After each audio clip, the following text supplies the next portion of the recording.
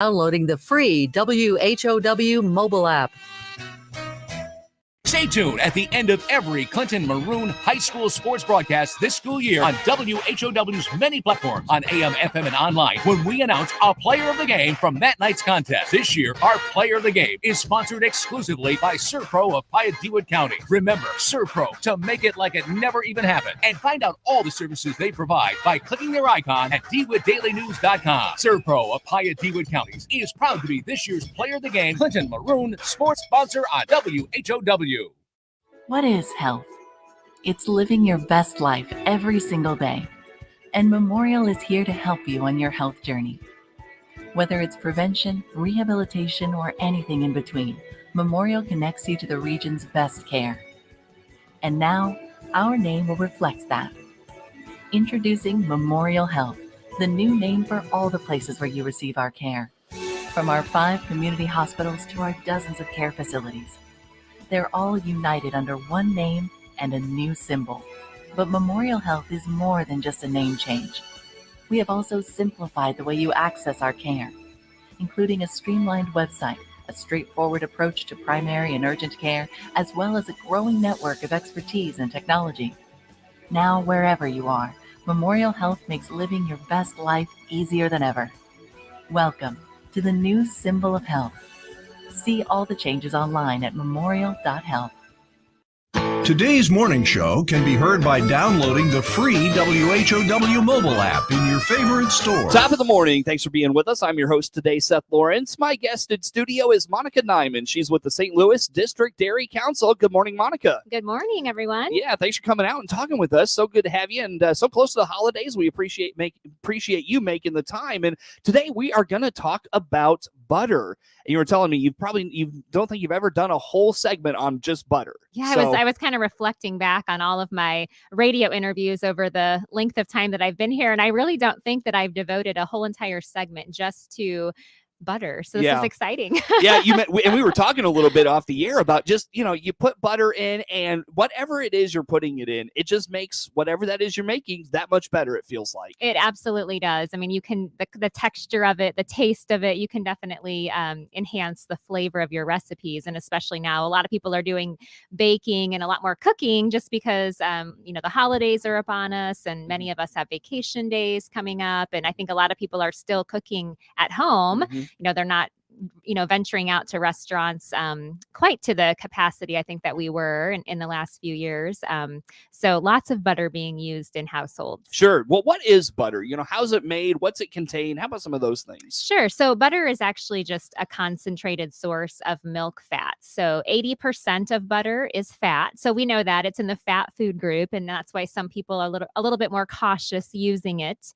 But about 5% comes from milk solids, and then actually it does have about 15% water. And so we'll get into how that sort of affects the properties of different dishes when you're making it. But it's really made from milk or cream or both of those ingredients. So if you are buying, I always buy the sticks of butter that I use for cooking.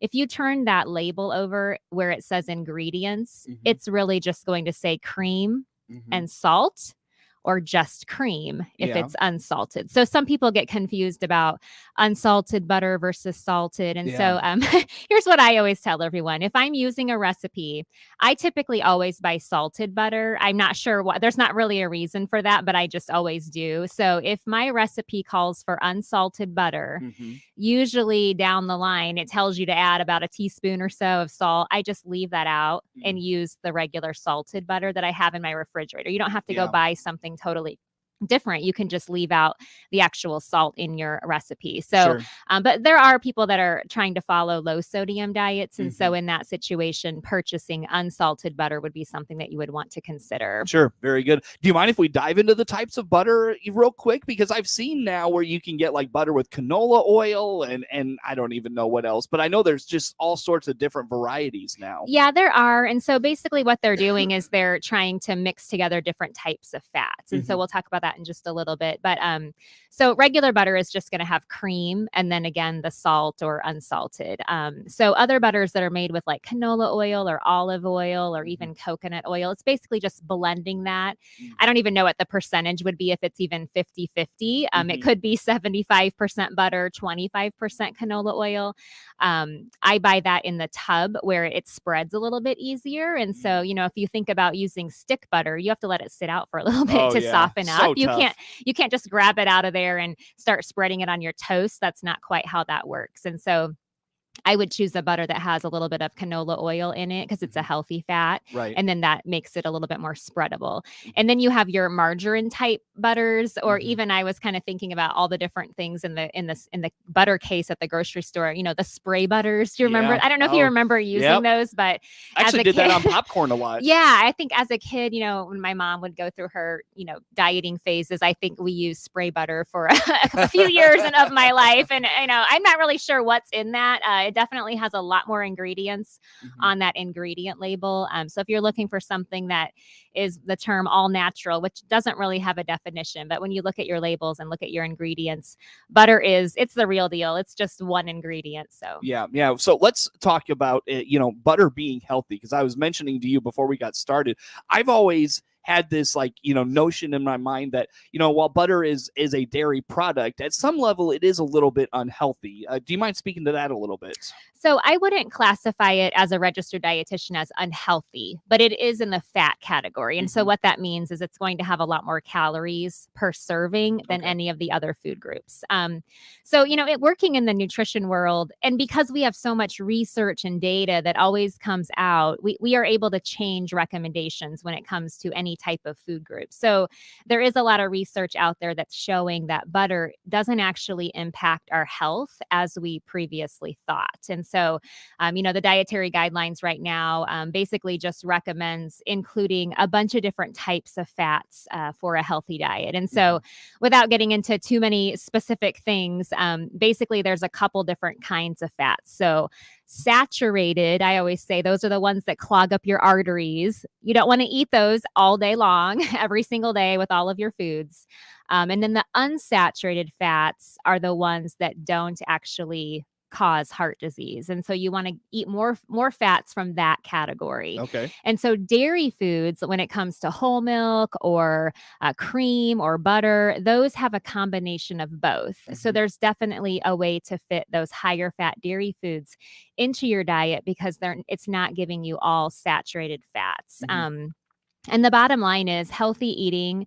And there's not really one size fits all approach to that because people have so many different taste preferences, things that they're willing to eat, things that they like, things that work for their schedule, their cultural and ethnic preferences. So we really can't say you follow this one plan and it's going to work for every single person. Right. A good example of that is if it takes, a half a tablespoon of butter to put over your broccoli to get you to eat some broccoli, which is going to fill up your belly, give you fiber, lots and lots of vitamins and minerals. If that gets you to eat that, and then that becomes part of healthy eating for you. So that's worth it in that circumstance. It is worth it. Yep.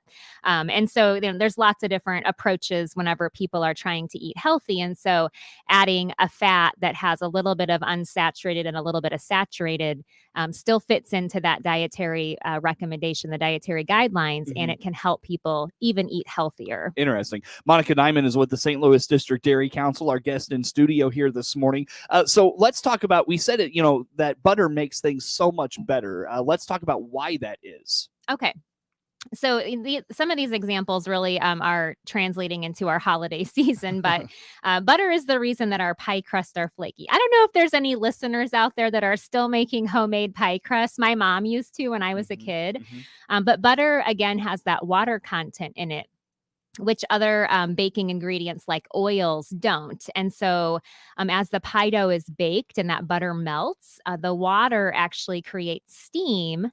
and it traps it in the dough and creates air pockets. And so once that dough has cooled, that's where those delicate layers of flaky crust come from. So Didn't know that. many people don't even think about that. But if Yeah. you're not making pie dough from scratch, you don't realize that there's even maybe butter in there.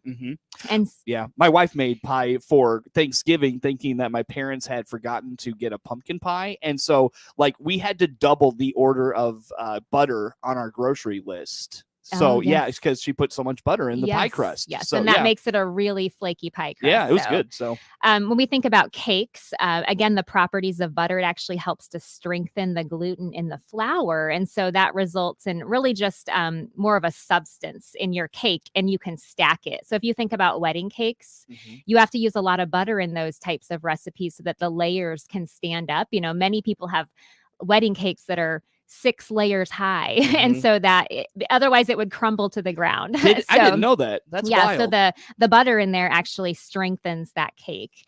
I like to use this example of cookies because my boys have both gone through the junior high cooking class at their junior high, and they have a homemade cookie recipe that has lots of butter in it. And so the fat in the butter actually inhibits the formation of tough gluten. So if you think about, I love really soft, chewy cookies.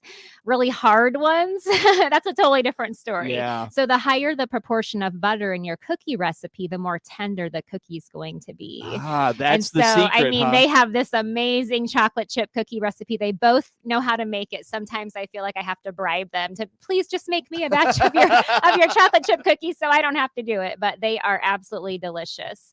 Biscuits are another thing that people kind of don't really think about, but the milk solids in the butter help it caramelize. And that gives you that deep golden biscuit on the top and bottom. But then again, the water content in the butter gives you those flaky layers. Oh, okay. So it kind of is a twofold positive properties for those. And then finally, sauces. A lot of people make homemade gravies or sauces at restaurants that go over the meats and the salmon and the things that they're preparing back in the kitchen.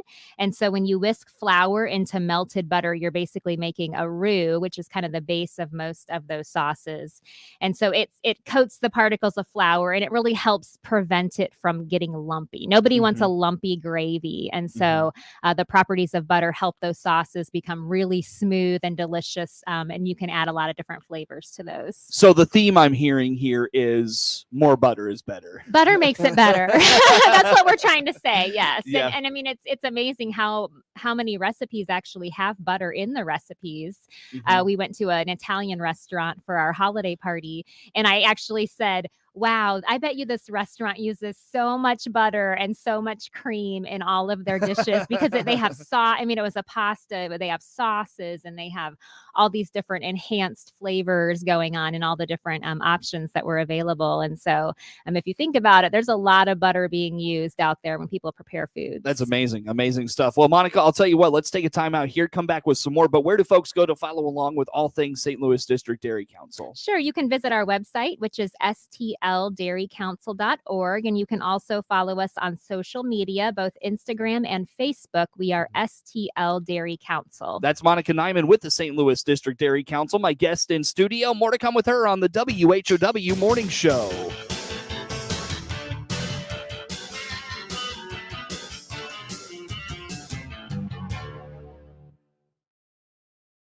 Keep you connected. Let's check the markets now on the RFD Radio Network for Wednesday. I'm Jim Taylor. March corn over $6, 602 3/4, up 4.5 at this hour. May corn up 5 1/4, 604 1/2. In July corn contracts also over $6, 603 1/4, up 5 1/2. December 22 corn up 4 1/4, 554 1/4. January beans 1330 1/4, up 22 1/4. March beans up 23 1/4, 1336, and November beans up 11. 1265 1/2. March wheat up 7 1/4, 806 1/4. May wheat up 7 1/2, 809 1/4. July wheat up 8 1/2, 798 1/2. January bean meal up 880, 402.80. January bean oil up 75 cents, 54.65. December live cattle down 12 cents. January feeders unchanged, 160.85. In February lean hogs up 60 cents this hour, 83.02.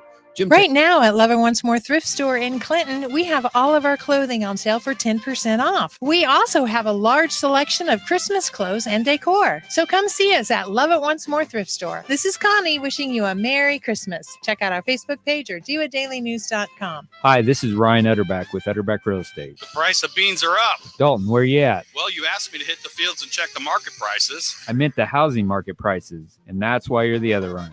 Check out the latest on the housing market by clicking the Utterback Real Estate icon at DeWittDailyNews.com. Ace is the place with the helpful hardware, folks. You have a list of things. None of those things say, wander around a warehouse looking for somebody to help you. Nope. You have a list of things and Ace has them from lawn and garden brands you trust. We also have local experts who make sure you get everything you need. Because at Ace, we have our own list and great service is at the top.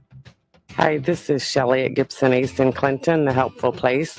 Stop by our store today where our helpful staff are ready to assist you.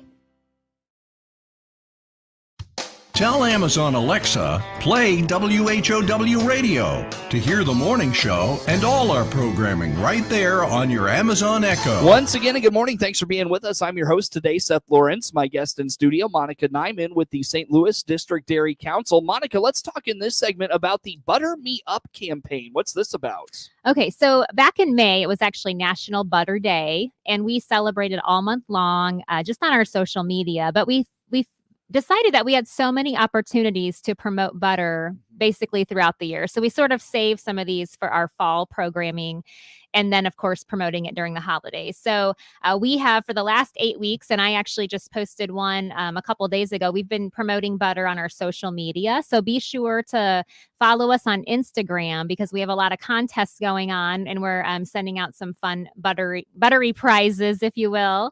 And so with kids in classrooms, we offered butter making kits. So if you've never actually made homemade butter, it's super easy. All right. Oh, really? So I'm going to tell you the recipe right now. You put heavy whipping cream in a small container with a lid and you shake it for about 4 minutes. And it separates. The heavy whipping cream separates into a liquid and a solid. Really? You drain the liquid off and you have fresh butter.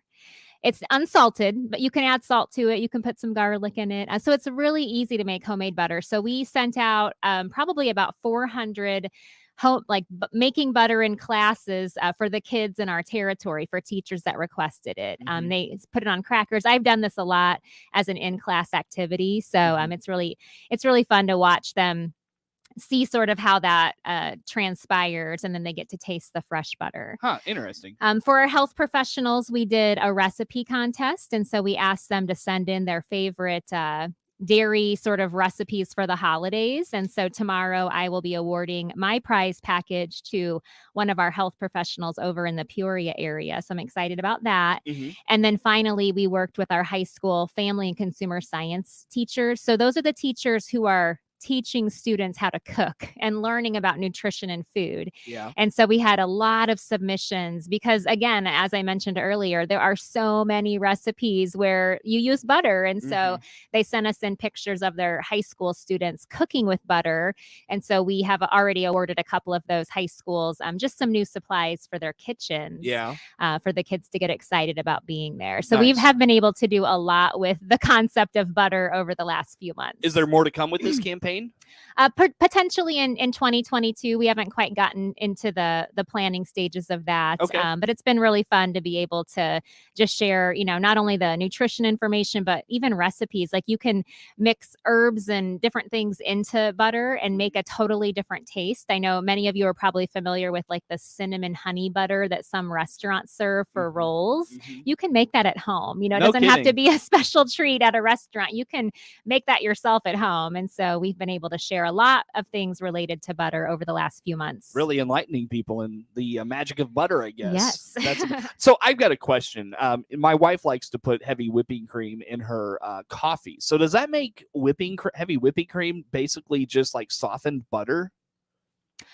So heavy whipping cream has similar nutrition as butter because it's a fat. It has probably the most fat of a dairy. It's probably like the closest thing that you can get prior to butter becoming solid is heavy whipping cream. Okay. It does have the water content in there though, so that's going to dilute it a little bit. Okay. It gives it a delicious flavor. I see. Gotcha. Absolutely. I was just curious about that. All right, Monica. Well, as you look to 2022, what's kind of on your radar from an organizational standpoint? Sure. So we will start over with our programming in January. And really the first thing that we're kicking off is Dental Health Month, which is in February. And so we work with our local school nurses and provide them with nutrition education and just different things that they can use in their workspace for the kids who are losing their teeth, and just providing some dairy-friendly messages for that. March is National Nutrition Month, so we'll probably chat about that whole concept when the month of March comes. But we work with our health professionals during that time. We'll have our annual meeting is usually in March, where we have a guest speaker, so we'll be planning that. We will continue throughout the entire spring semester to work with our Adopt-a-Calf program teachers. So I have been able to go in and visit lots of classrooms this semester and just share information about their farm or their calf and dairy farming. And then I've also been able to do virtual visits with teachers over this past semester. And so we'll continue our Adopt-a-Calf program with the schools. And then we usually have a field trip. That's kind of a celebration at the end, usually in May. And so we'll have a contest with that. And I'm hoping that we'll be able to bring students out to the farm this year, where last year we weren't able to. Right, so, sure.